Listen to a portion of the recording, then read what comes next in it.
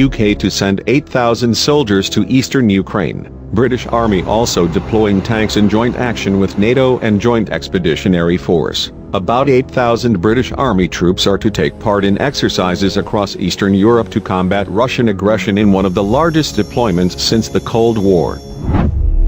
Dozens of tanks will be deployed to countries ranging from Finland to North Macedonia this summer, and joining them will be tens of thousands of troops from NATO and the Joint Expeditionary Force Alliance, which includes Finland and Sweden. The Ministry of Defense said the action had been long planned and subsequently enhanced in response to Russia's invasion of Ukraine in late April. Commander Field Army Lieutenant General Ralph Wood has said, "The UK makes a significant contribution to the defense of Europe and the deterrence of Russian aggression.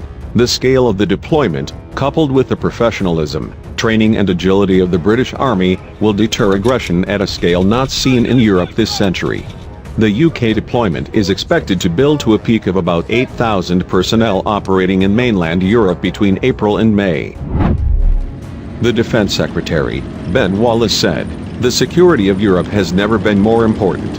These exercises will see our troops join forces with allies and partners across NATO and the Joint Expeditionary Force in a show of solidarity and strength in one of the largest shared deployments since the Cold War." Troops from the Queen's Royal Hussars have been deployed and will be embedded in an armored brigade in Finland, which shares an 830-mile land border with Russia. The operation, called Exercise Hedgehogs, will start in May and involve British troops exercising on the Estonia-Latvia border alongside 18,000 NATO troops, including French and Danish forces, who are part of the British-led NATO Enhanced Forward Presence.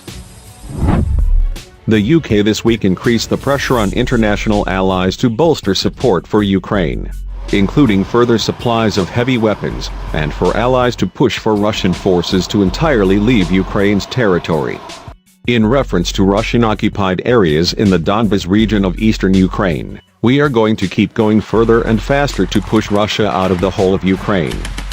There has been speculation that Ukraine would settle for a return to the pre-invasion status quo where territory was ceded to de facto Russian-backed separatists.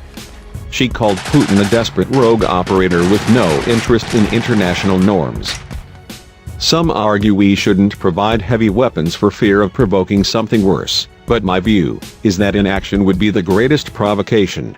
"This is a time for courage, not for caution," she said, admitting that more should have been done to deter an invasion.